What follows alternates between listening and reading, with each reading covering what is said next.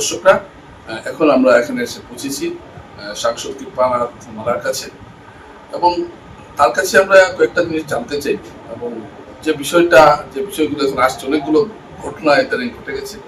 তো প্রথমেই আমি তার কাছে যে বিষয়টা জানতে চাইব যে বোরাকের যে একটা গণদাবি, যে গুয়াহাটি হাইকোর্টের বেঞ্চ বোরাকে দেওয়ার জন্য, তো এই বিষয়ে আমি প্রথমে তার মতামতটা জানতে চাই সাংসদ কৃপানাথ মালার কাছে। এবং এখানে আমরা তার কাছে প্রথমেই যে বিষয়টি আমি জানতে চাইবো সেটা হলো, আপনার বোরাকের একটা দাবি রয়েছে, সেটা হলো যে বোরাকে গুয়াহাটি হাইকোর্টে একটা বেঞ্চ স্থাপন। তো এই বিষয়ে সাংসদ হিসাবে তিনি কি ভাবছেন, এটা আমি একটু জানতে চাইবো। আচ্ছা, এই বিষয়ে আপনার মতামতটা কি? না, এখন একটা দাবি আছে যে হাইকোর্টের একটা বেঞ্চ বরাকভেলি হওয়ার জন্যে, এবং এটার আমি ফুললি সাপোর্টেড। কারণ আমি নিজেই দেখেছি যে হাইকোর্টে অনেক কেস হয়, বরাকভেলি মানুষ আছে যারা হাইকোর্টে উপস্থিত হতে পারে না, যার জন্য এখান থেকে গুয়াহাটি যাওয়ার সময় যার জন্যে ফেল হয়ে যায়। ওদিকে এটা গণদাবি অনেক আগে থেকে উঠে আসছে, এবং এটা খুবই দরকার। যেহেতু আমরা বরাকভেলি থেকে এতটা কেসও আছে, তা আমাদের একটা সুবিধা হবে যে বরাকভেলি থেকে মানুষ আর গুয়াহাটি যেতে হবে না। এখানে বেঞ্চ থাকলে অনেক ছোটো ছোটো কেস আছে, বড়ো কেস হলে হয়তো যেতে লাগে, কিন্তু অনেক ছোটো ছোটো কেসেও যেতে লাগে হাইকোর্টে। আমাদের বরাকভেলিতেই সমাধান হয়ে যাবে, এটা খুবই ভালো। আপনি এটাই দাবি সমর্থনে আছেন? আমি পুরো সমর্থনে আছি, এটা হতেই লাগে। আচ্ছা, অনেকে একটা প্রশ্ন করেন যে সাংসদ হিসাবে আপনি কতটুকু সফল, বা আপনি গত 2 বছর হয়ে গেছে, 2.5 বছর হয়ে গেছে প্রায়, আপনি বিশেষ কী কাজ করেছেন, এটা অনেকে জানতে চাইছেন। তো আপনার আপনি কি ভাবেন যে আপনি একজন সফল সাংসদ হয়েছেন? দেখেন, সাংসদ হিসাবে আমাদের পার্লামেন্টে অনেক কাজ থাকে, পার্লামেন্টে অনেক কিছু কোশ্চেনও থাকে, এবং অনেক বিল পাস করা হয়।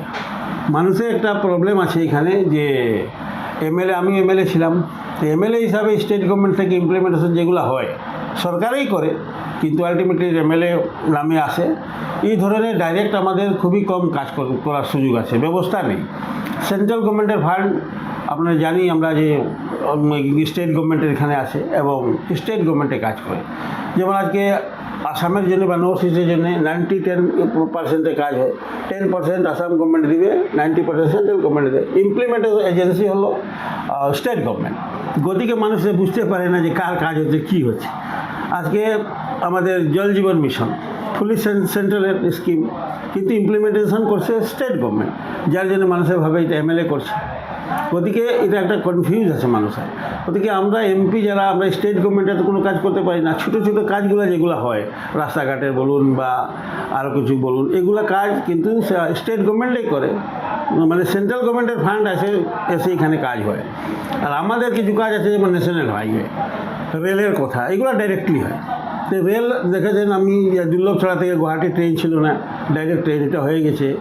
আমাদের হাইলাকান্দিতে ট্রেন ছিল না, আইজলের স্টপেজের অসুবিধা ছিল, মানুষ ডিমান্ড করেছিল কয়েক জায়গাতে স্টপেজ দেওয়ার জন্য, সেটাও হয়ে গেল।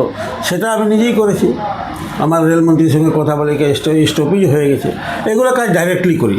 কিছু অনেক কাজ আছে ইনডাইরেক্টলি হয়, সেটা মানুষ বুঝতে পারে না, এটা হচ্ছে প্রবলেম। আর আমাদের ফান্ড যেটা দেয়, এটা এমপি লেটস, এটা খুবই কম, সীমিত, 5 কোটি টাকা ইয়ারলি। এত বড় এরিয়া, 2টা শ্রীভূমি এবং হাইলাকান্দি জেলা, এই ছোটো ছোটো কাজগুলো কিছু কিছু কমিউনিটি হল এটা করা যায়, কিন্তু এটা তো মানুষের চোখে আসে না। গতিকে এইসব হচ্ছে প্রবলেম। আমি আপনার একটা ভিডিও দেখছিলাম যে 1,500 কোটি টাকা কি একটা কাজের কথা, এটা কি আসলে, যে আপনি এটা কি বিষয়টা? সেটা হচ্ছে এটা ট্যুরিজম মানে আমাদের ডোনার মিনিস্ট্রি এটা প্রসেস আরম্ভ করে দিয়েছে। এটা আমাদের বরাকভেলির জন্য হচ্ছে, টোটাল বরাকভেলি। আমাদের সনবিল এটার মধ্যে ইনক্লুড আছে, আমাদের শিলপুরিও আছে, সিদ্ধেশ্বর মন্দির আছে, আমাদের ভুবন আছে। এই ধরনের যে আমাদের প্লেস আছে, যেগুলো মন্দির বা ট্যুরিস্ট প্লেস, রনপুর আছে, এইগুলোকে একসঙ্গে কম্বাইন্ড করে একটা প্রজেক্ট বানানো হচ্ছে। এবং বিশেষ করে বরাকের যে ফ্লাড, এই ফ্লাডের জন্য ওটার মধ্যে ইনক্লুড আছে যে এই ফ্লাডটা কীভাবে কন্ট্রোল করা যায়। কারণ আমাদের জল আসে মণিপুর থেকে, মিজোরাম থেকে, ওই মিজোরামেও কাজ হবে, মণিপুরেও কাজ হবে এই স্কিমের আন্ডারে। জলটাকে কন্ট্রোল করা যায়, ডোনার মিনিস্ট্রি করছে, তো জলটাকে কিছু কন্ট্রোল করে একসাথে, যাতে জল এসে বরাকে না আয়। যার জন্য মানে বৃষ্টি ভালো করে কী হয়, আমাদের কোনো প্রোটেকশন থাকে না, ডাইরেক্টলি বরাকে আসে এবং ফ্লাড হয়ে যায়। 1 ঘন্টা 2 ঘন্টা বৃষ্টি দিলে ডাইরেক্টলি কি ছোট ছোট কিছু একটা ব্যবস্থা করা হবে, নদীগুলোকে বাদ দেওয়া হবে এরকম কিছু বাদ দেওয়া হবে বা প্রোটেকশনের কিছু ব্যবস্থা করা হবে, সেটা এক্সপার্ট আসবে। কারণ এটা পুরো স্যাংশনের হয়ে গেছে, ফাইন্যান্স মিনিস্ট্রির আছে, হওয়ার পর এরপরে এক্সপার্ট আসবে। কবে না গাড়ি কাজটা শুরু এর মধ্যে 1 বছরের মধ্যে এটা এক্সপার্ট আসার পর এক্সপার্ট এসে তারাও করবে কোন কোন জায়গায় কী করতে হবে। যেমন সনবিল টুরিস্টের জন্য কী কী করা যায়, ডিপার্টমেন্ট এখানে ইনভলভ আছে, সব ডিপার্টমেন্টের এক্সপার্ট আসার পর এটা একটা বড় প্রজেক্ট হবে। প্রজেক্ট হওয়ার পরে এগুলো কাজ হবে, কাজ হলে বরাক ভ্যালির জন্য ভালো হবে। দর্শকরা, এটা অত্যন্ত ভালো একটা খবর আমরা পেলাম যে 1,500 কোটি টাকার পর্যটনের উপর ভিত্তি করে একটা প্রকল্প হচ্ছে এবং এখানে বরাক নদীকেও যাতে জল কম আসে সেটাকে কীভাবে আটকানো যায় সেই একটা চেষ্টা যাতে থাকছে। আচ্ছা, করিমগঞ্জে উচ্ছেদ নিয়ে একটা বিতর্ক চলছে, উচ্ছেদ কেন হবে? আগে বলা হলো জল হওয়ার জন্য জবরদখল দায়ী, আবার জবরদখল উঠানোর পর বলা হলো যে না, মানুষের বাড়িঘর ভাঙ্গা পড়ছে। তো সাংসদ হিসাবে এই ব্যাপারে আপনি কি বলতে চান? দেখুন, এটা গভর্নমেন্টেরও কথা নয়, সুপ্রিম কোর্টের ভার্ডিক্ট আছে যে গভর্নমেন্ট জায়গায় মানুষ থাকতে পারবে না। আসাম গভর্নমেন্ট কী করছে, এটা ইমপ্লিমেন্ট করছে। যেমন ফরেস্ট এরিয়াতে মানুষ আছে, ফরেস্ট এরিয়াতে মানুষ থাকা মানে অসুবিধা আছে। আপনারা তো হিন্দুদের উচ্ছেদ করছেন না, হিন্দু মুসলিমের কথাই নেই, যারা ফরেস্ট জায়গায় আছে, ফরেস্টটা তো মানুষ থাকলে ফরেস্ট নষ্ট হয়ে যাবে, আর ফরেস্ট নষ্ট হলে এনভায়রনমেন্ট খারাপ হবে। আমাদের শহরের যে কি একটা তো শহরেও তো আছে, খাস ল্যান্ড আছে, এখানে গভর্নমেন্টের কিছু প্রতিষ্ঠান হবে, বেদখল করে রাখা তো যুক্তির কথা নয়। কিন্তু মানুষকে আবার রিহ্যাবিলিটেশনও দেওয়ার ব্যবস্থা আছে, আসাম গভর্নমেন্ট রিহ্যাবিলিটেশনও দেবে ওদের অন্য জায়গায়। আচ্ছা, মাঝখানে একটা কথা খুব প্রচলিত হয়েছিল যে আপনি নাকি কেন্দ্রের মন্ত্রী হতে যাচ্ছেন, এটা কি নিছকই একটা গুজব নাকি এর মধ্যে সত্যতা কিছু আছে? এটা দেখেন, আমি সোশ্যাল মিডিয়াতে দেখেছি, আমার কাছে কোনো ডাইরেক্টলি কোনো ইনফরমেশান নেই। এগুলো তো সেন্ট্রাল গভর্নমেন্টে আমার মাননীয় প্রধানমন্ত্রী করবেন, এটা আমার কোনো থাকছে, আমার কাছে কোনো ইনফরমেশান নেই এখন পর্যন্ত। আরেকটা প্রশ্ন আপনাকে করছি, 2029 সালে যদি ডিলিমিটেশন হবেই, তো সেক্ষেত্রে বরাক উপত্যকায় 3টে আসন হতে পারে। তো আপনি কি সংসদীয় রাজনীতিতে থাকবেন নাকি আবার রাজ্য রাজনীতিতে ফিরে আসবেন? আগামী দিনে আপনার কি পরিকল্পনা?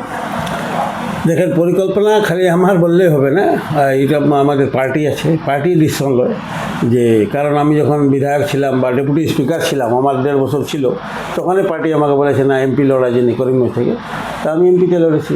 আবার 24-এ আবার বলেছে, প্রথম আমার কথা ছিল শিলচর, এরপরে আবার বলে না করিমগঞ্জ, আবার করিমগঞ্জ এসেছি। পার্টি যে আদেশ করবে এটাই হবে। আপনি তো মুখ্যমন্ত্রী অত্যন্ত ঘনিষ্ঠ, তো কি মানে আপনি মুখ্যমন্ত্রী যা বলবেন সেটাই করবেন? মুখ্যমন্ত্রী বলবেন, পার্টিও বলে, পার্টি মুখ্যমন্ত্রী সবাইকে একসঙ্গে বলে, মানে যেটা ভালো ওইটার জন্যই বলে। তাও 2.5 বছরের মতো আছে, এই 2.5 বছরে আপনি করিমগঞ্জের জন্য কি বিশেষ কোনো ব্যবস্থা, উন্নয়নমূলক কাজকর্মের ব্যবস্থা নিচ্ছেন?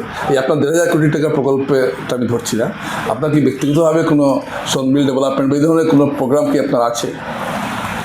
প্রোগ্রাম আছে, সনবিল তো এটার সঙ্গে এসে যাবে, সনবিলের জন্য আর চিন্তা করতে হবে না, আলাদা কোনো ফান্ড আনতে হবে না, এই ফান্ড আসলে সনবিল হয়ে যাবে। বাকি দুটো আমাদের মেজর রোড আছে, ন্যাশনাল হাইওয়ে, এই দুটা রোড প্রসেসে আছে, সেটা আমি ট্রাই করছি যাতে এই 2.5-3 বছরের মধ্যে এটা কাজ শুরু হয়। বাকি যে রাস্তা ছিল আমাদের করিমগঞ্জ থেকে সুতারকান্দি, করিমগঞ্জ থেকে শিলচর, করিমগঞ্জ থেকে ত্রিপুরা, সেটা 3টা স্যাংশন অলরেডি হয়ে গেছে এবং সেটার কাজও চলছে। যে করিমগঞ্জে হবে কাজ? হ্যাঁ, কাজ তো চলছেই। অনেক ধন্যবাদ আপনাকে, আপনি আমাদের সময় দিয়েছেন, ইচ্ছা বাংলার পক্ষ থেকে আপনাকে অনেক ধন্যবাদ জানাচ্ছি।